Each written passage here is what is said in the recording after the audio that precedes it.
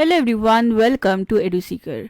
और आज की वीडियो में हम लोग एनवायरनमेंट से रिलेटेड एमसीक्यू सॉल्व करेंगे एंड वी विल ट्राई कि हम लोग एक्सप्लेनेशन में बहुत डिटेल में डिस्कस करें सो दैट बिकॉज आपका exam is near by, so आपका जो सिलेबस है उसका आप मैक्सिमम पार्ट इस वीडियो के थ्रू कंप्लीट कर लें। So along with the practice of MCQ we will be also focusing on the theoretical clarification, right? So this video will be helpful for your paper first. Now let's start with the sessions. So before starting, let's discuss the paper analysis. So paper analysis की अगर बात करी जाए so 2022 में environment से 4 questions पूछे गए थे on an average from both the shifts. Then in 2021 again 4 questions were asked. In 2020 5 questions were asked and in 2019 again 5 questions were asked. So on an average you can expect 8 to 10 marks from this particular unit if you prepared well. And also it's not necessary कि 2022 में अगर 4 question पूछे गए हैं तो इस बार 2023 वाले attempt में भी सिर्फ 4 ही पूछे जाएं. हो सकता है ये रेशियो वैरी कर सकता है, हो सकता है एनवायरनमेंट यूनिट ज़्यादा डोमिनेट कर जाए और वो आपके 5 या 6 क्वेश्चन भी इस यूनिट से आए. अपार्ट फ्रॉम दैट ये यूनिट इसलिए पॉलिटिकल साइंस के बच्चों के लिए ज़्यादा इंपॉर्टेंट इसलिए है बिकॉज आप जब ये यूनिट कंप्लीट करेंगे तो आप पेपर फर्स्ट का एक यूनिट कंप्लीट कर ही रहे हैं. अलॉन्ग विद दैट आपका जो एनवायरनमेंट का जो पोर्शन है आपके पॉलिटिकल साइंस के यूनिट में that will also be completed and along with that जो एनवायरनमेंट की जो इंटरनेशनल ट्रीटीज है, कन्वेंशन है, पॉलिटिकल साइंस में भी उससे क्वेश्चन आया जाता है. So hence this unit is very important for political science students क्योंकि इससे आप पेपर फर्स्ट और पेपर सेकेंड दोनों के प्रिपरेशन कर सकते हैं एंड दोनों में आप मार्क्स स्कोर कर सकते हैं. Then moving towards the important topics जो आपके पेपर फर्स्ट में इंपॉर्टेंट टॉपिक्स हैं इसी पर्टिकुलर यूनिट से. So the first topic that is very important is sustainable development goal and millennium development goal. So इन दोनों से there are always questions coming and these are the most important topics because ये syllabus में नए added हुए थे. Then the next are environmental issues. So environmental issues में various issues आ गए जो भी इन्वायरमेंट से रिलेटेड हैं जैसे कि ozone depletion, global warming, acid rain, green house gases. इन सबसे थ्योरेटिकल एस्पेक्ट्स में भी क्वेश्चन आते हैं और फैक्चुअली भी पूछ लिया जाता है. So this is very important. Then next is sources of energy. तो अगर हम लोग सोर्सेज ऑफ एनर्जी की बात करें सो इसमें wind, thermal, hydro electric, photovoltaic, different kind of energies and also the renewable energy, non renewable energy, इन सबसे क्वेश्चंस आता रहता है and also current affairs oriented. Then the next important unit is that then the next important topic is pollution and pollutants. So match the following के format में ही आपसे पूछ लिया जाता है कि ये जो पोल्यूशन है, फॉर एग्जांपल एयर पोल्यूशन है तो एयर पोल्यूशन किस मेन सब्सटेंस से कॉज होता है या वाटर पोल्यूशन किस मेन पोल्यूटेंट कॉज करता है. So hence these kind of questions are always ask in the examination. And also pollution की जब बात करते हैं तो वेस्ट मैनेजमेंट से भी क्वेश्चन आ रहे हैं, रिसेंटली देखा गया है. Then also another most important topic that you don't have to skip for both your paper first and for your paper second political science is that is environment related protocols and treaties. So चाहे international treaties हो या फिर हमारे India में जो भी environment से related acts आए हों, सबमिट्स हैं, वो सब आपको पता होनी चाहिए बिकॉज इनसे आए दिन क्वेश्चंस पूछ लिए जाते हैं. डायरेक्ट इनकी ईयर्स पूछ लिए जाते हैं, मैच द फॉलोइंग के फॉर्मेट में आ जाता है, क्रोनोलॉजिकल ऑर्डर में लगाने के फॉर्मेट में आ जाता है. सो ये सब आपको बेसिकली पता होना चाहिए. So these are some of the important topics that are from your unit environment. Now let's start with the questions. So before starting with the questions I would like to inform you guys that we have launched our paper 1 test series. Now इस test series में आपको 5 full syllabus test मिलेंगे, 50 questions मिलेंगे हर एक test में and you will getting 250 questions to solve with 200 plus topics. Now ये जो answers हैं काफ़ी डिटेल में दे रखे हैं सो दैट आपकी एमसीक्यूज़ की प्रैक्टिस के साथ साथ आपकी कंसेप्चुअल क्लैरिटी भी हो जाए. So you can visit our website and buy this paper 1 test series. It will be really helpful at this point of time क्योंकि अब आपको रिवीजन करने की ज़रूरत है. एग्ज़ाम कभी भी आपकी डेट शीट आ सकती है. सो बेसिकली अभी कुछ सीट्स बची हैं इसीलिए ऑफर चल रहा है कि अभी आपको ये टेस्ट सीरीज़ 149 में मिलेगी and after some time it will be upgraded to rupees 199. So let's start with the questions. So the first question is given below are 2 statements. Now these are the 2 statements and now in the light of the above statements you have to choose the correct answer from the options given below. Now for this question the correct answer is option C, that is statement first is correct but statement second is false. So पहली statement ये है कि world ozone day को observe किया जाता है 16 सितंबर को and जो दूसरी स्टेटमेंट है दैट इज ओजोन लेयर जो ट्रोपोस्फेयर में होती है उसको गुड ओजोन कहा जाता है. So now let's discuss in detail why the second statement is not correct. So सबसे पहली बात, फर्स्ट स्टेटमेंट सही है क्योंकि एवरी ईयर 16 सितंबर को ऑब्जर्व किया जाता है international day for the preservation of ozone layer, और we can say world ozone day. ना बेसिकली जब मॉन्ट्रियल प्रोटोकॉल हुई थी इन 1987, सो ये बेसिकली मॉन्ट्रियल प्रोटोकॉल की गई थी ओजोन डिप्लीटिंग सब्सटेंसेस के ऊपर, right. So in 1994, United Nations General Assembly proclaimed this day as the International Day for the Preservation of Ozone Day, right? Moving towards the next statement. So सबसे पहले आप ये जान लीजिए कि ओजोन होती क्या है. देखिए, ओजोन एक नेचुरल गैस होती है और ये 3 एटम्स ऑफ ऑक्सीजन से बनी होती है इन अ नॉन लीनियर फैशन, ठीक है. So basically it is a special form of oxygen with chemical formula O3, right. Now जो ओजोन है that is found in 2 layers. ये 2 लेयर्स कौन सी हैं? पहली है ट्रोपोस्फेयर और दूसरी है stratosphere.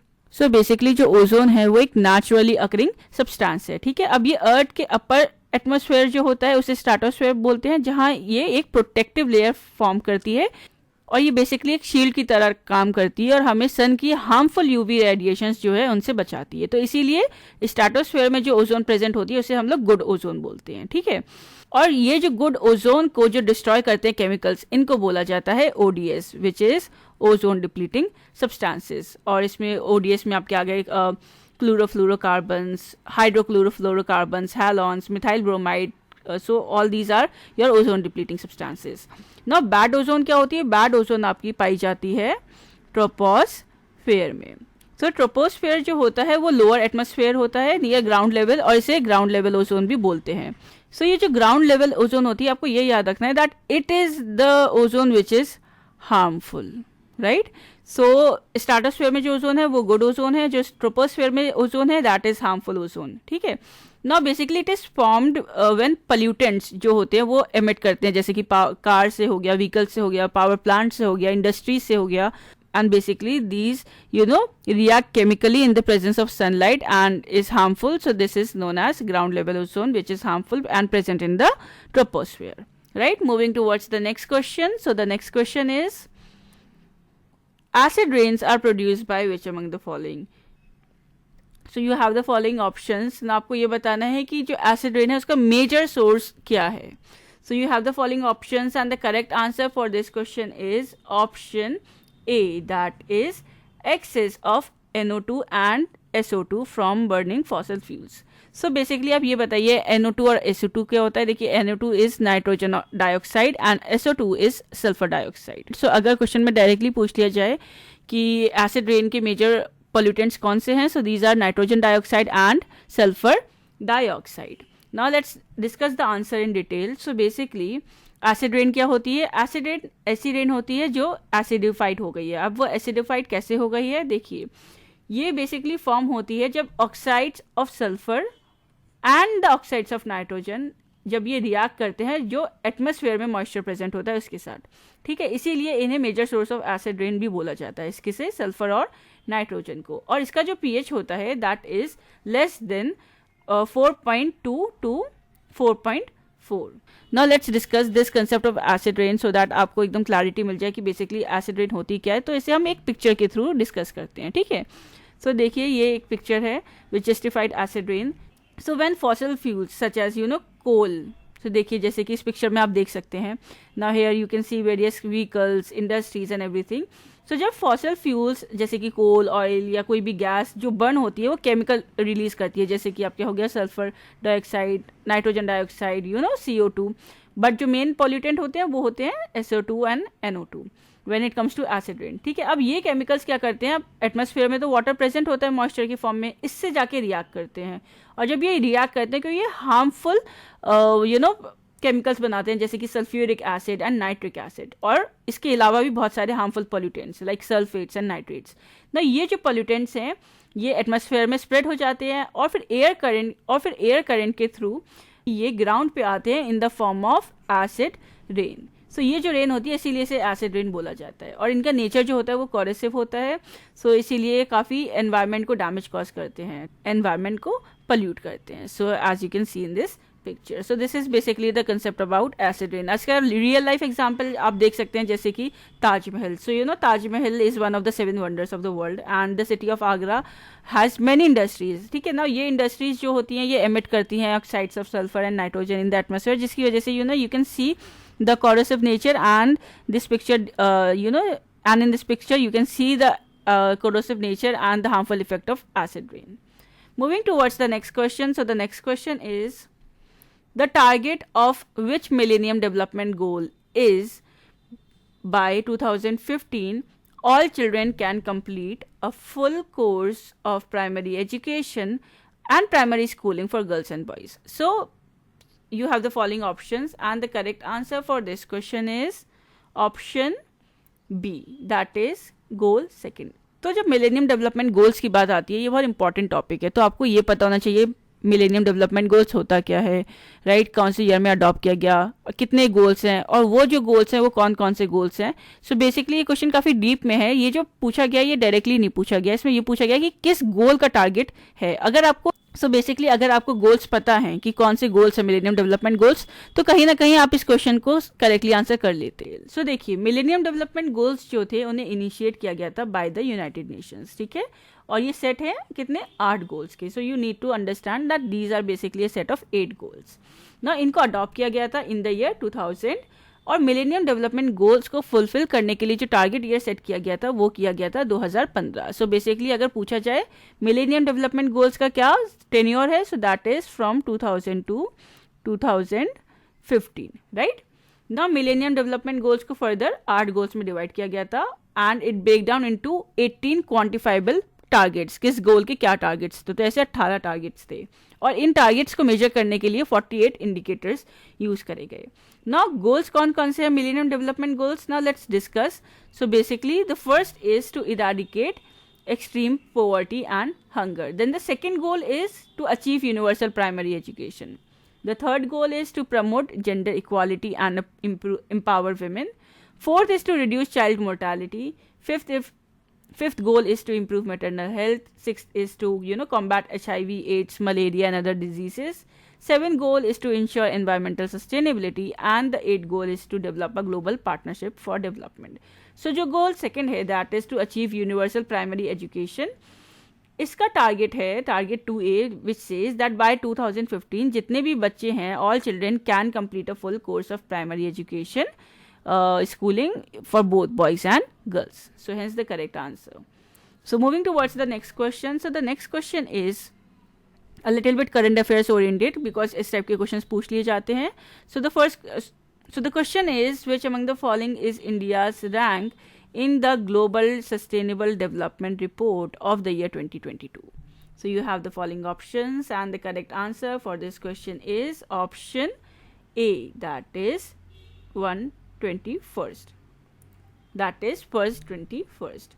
So basically India was ranked 121 out of the 160 countries, and ये जो रैंक है इंडिया की that is for the year 2022. अगर हम 2020 की बात करें सो 2020 में इंडिया की रैंक 117 थी, and in 2021 India's rank was 120, right, and in 2022 it is 121.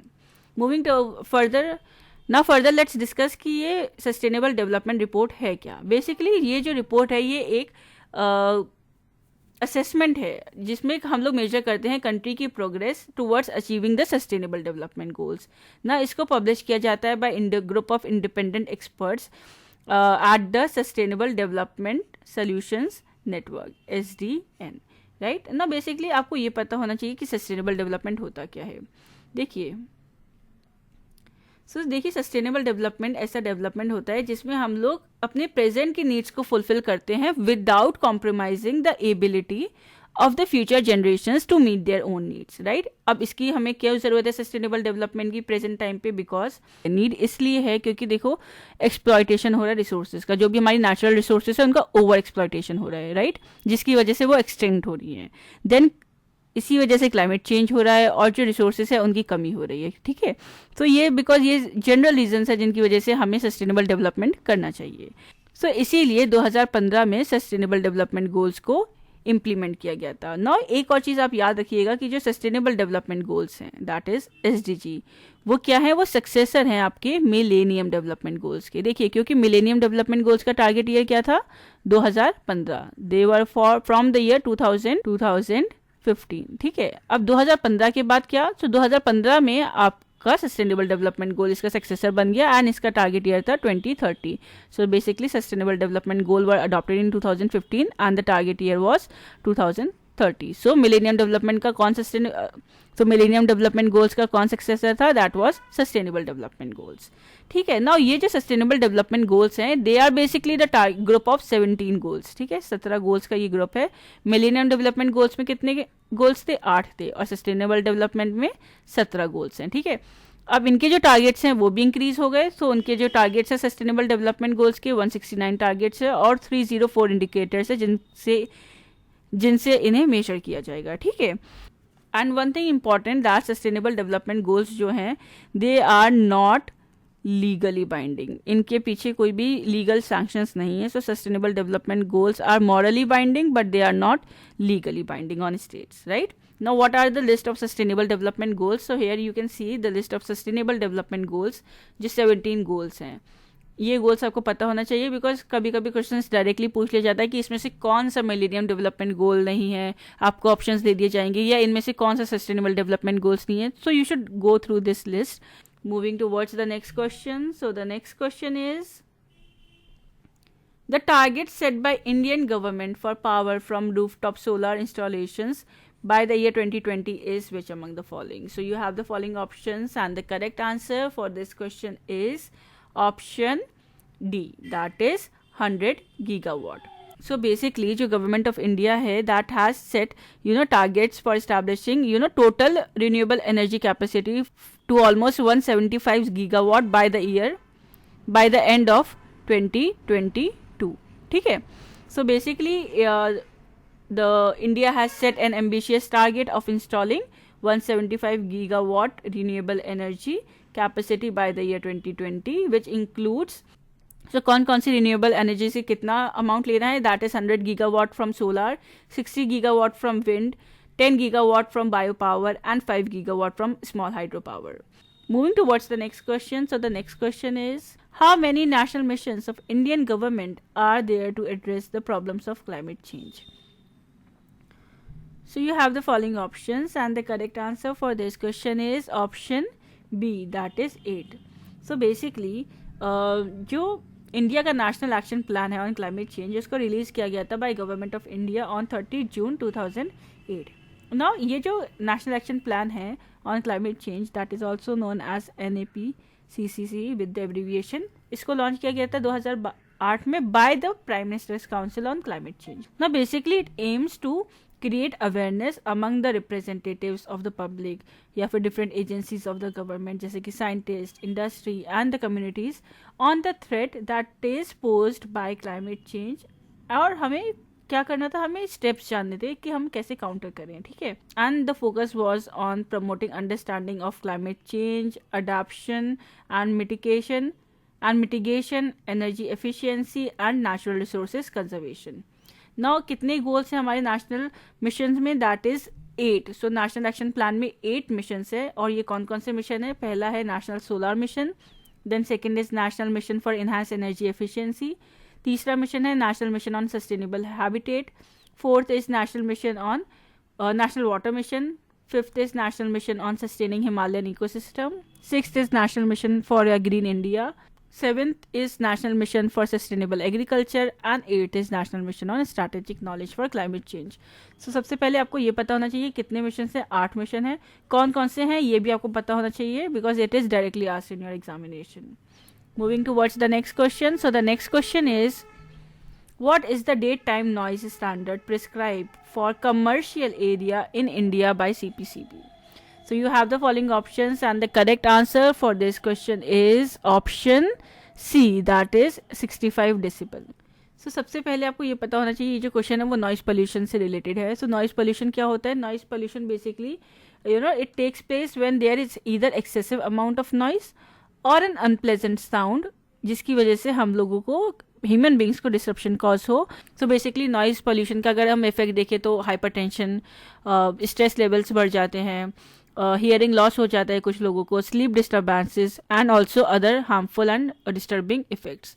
Now as prescribe by the central pollution board, now as prescribed by the Central Pollution Control Board, that is CPCB, this is the following criteria that you can see for the limits of the noise.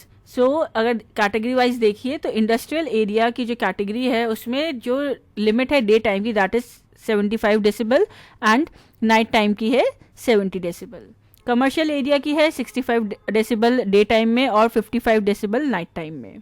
Residential area की 55 है day time में and 45 decibel है for night time.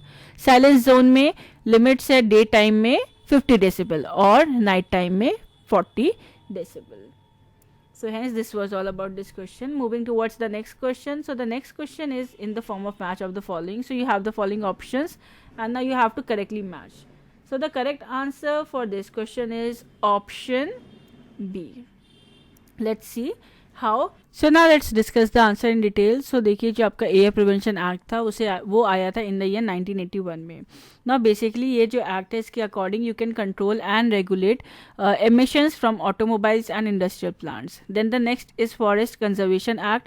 So it came into the year 1980 and it basically prohibits the state governments from declaring any forest reserve as non-reserve without the approval of the central government.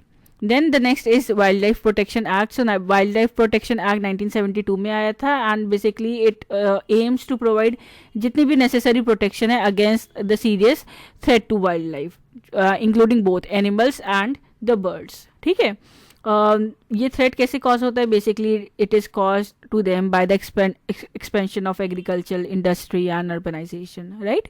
Then the next is environment protection act जो 1986 में आया था and it basically this act lays down the standards for emissions and discharge of pollutants so that they can restrict certain industries and safeguard and provide safeguards for industrial accidents.